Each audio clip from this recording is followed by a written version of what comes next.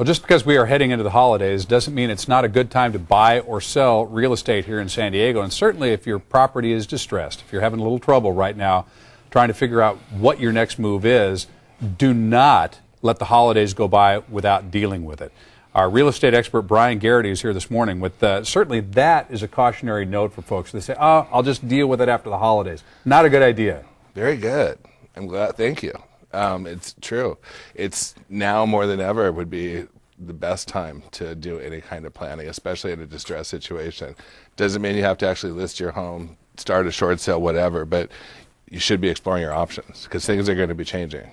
Yeah, absolutely, and that's where you come in, is you're always on top of this. Now, I love our segment here on Mondays, Ask Big Daddy. That's where Bryan Garrity just takes your questions and just goes to town. So here's the first one. This is from Joanne in Palm Springs. We want to sell our house as a short sale, so the bank is responsible for the sale. We talked to an agent who said we just needed to sign an agreement and the bank was responsible for the rest.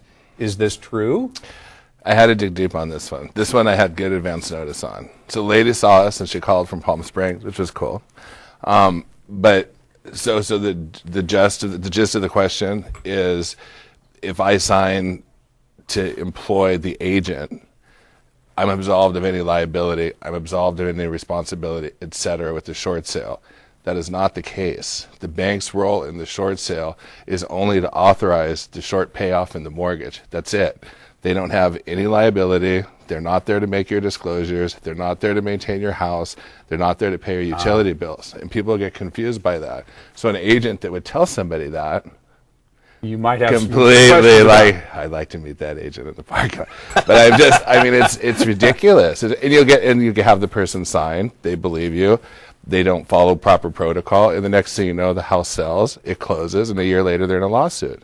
So you, as the seller on a short sale, are 100% responsible for everything that happens in terms of disclosures, just as if it was a regular sale. It's not any different. So when somebody tells you, hey, look, just sign here and you're off the hook, probably the red flag should be, waving crazily at that point. Run the other way. Okay. Also, what's the other thing? I know I'm going to just flog this, but no advance fees. So this same person, the agent wanted to charge her $1,000.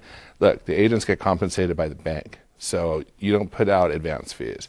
And if somebody cannot navigate the short sale process or live with what the bank's going to compensate them, either change professions or do what you're supposed to do and represent that person start to finish. Okay. Hey, before I get to the next question, I do want to point out that though we spent a lot of time handling these really complicated questions and these specific scenarios here, you love it when somebody just wants to sell their home or just wants to buy a home and comes to you, especially in this market, with no special conditions.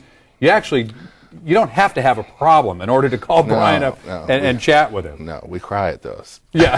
No, I'm kidding. But no, those are good ones. Just I know we have the other questions. I could just be here all morning. I better get to these questions because Ron in San Diego is going to be unhappy if we don't answer this for him. I am looking for an agent to handle my short sale out of county. How do I go about doing this? And I would like to use you, can I?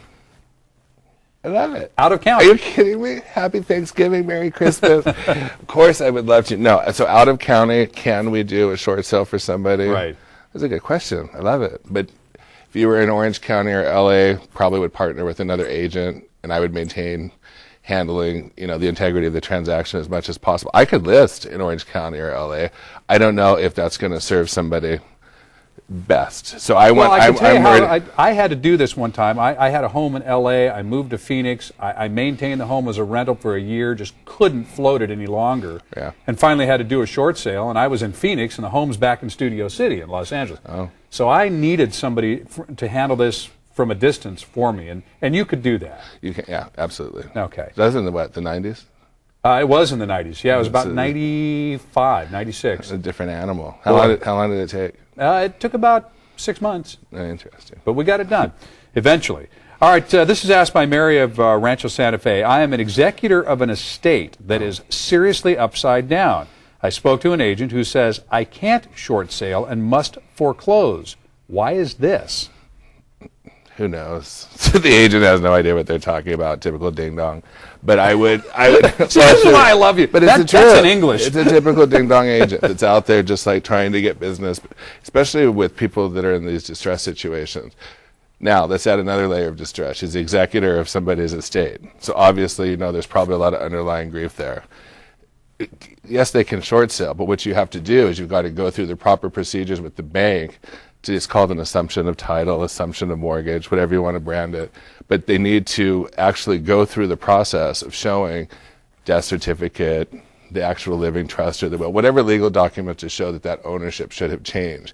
And then they could do the short sale. And in this case, it would probably be preferable for the neighbors in that area that a short sale be done. I think a lot of people are starting to understand that while they may not be happy with the neighbors that are doing the short sale, that kind of stigma has come off. I mean, it's just like, I was in the grocery store with my mom. She's 87. She's great.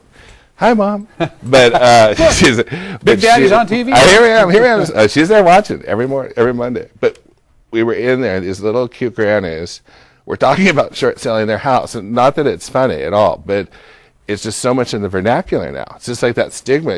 That would have been something that people would have just hit, not talked about. Right. So it's just become, something that's more regular. And in this case, you could go to the bank. If your agent knows how to navigate it, I certainly would know how to get through that process. You assume the mortgage. You want to be careful, though, that before you take on that assumption, that short sale is going to be viable. Because once you do assume it, if things do go south, then you have another problem. Okay, Bryan. We got to end it right there for today. We'll continue to take your questions here on Mondays. You are going to do 2 free loan modifications for the first 2 people that give you a call and qualify.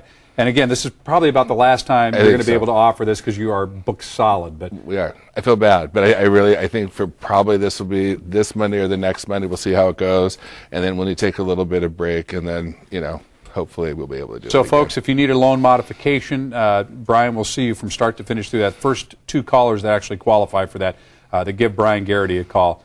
He'll try to take care of you and accommodate you on that. Absolutely. Bryan, as always, good to see you. Thanks for taking the tough questions. And always. Again, folks, if it's just a simple buy or sell, Bryan would love to talk to you, too. You'd probably make his day. All right, for more information, you go to san diego6.com. As you saw there, click on San Diego Living.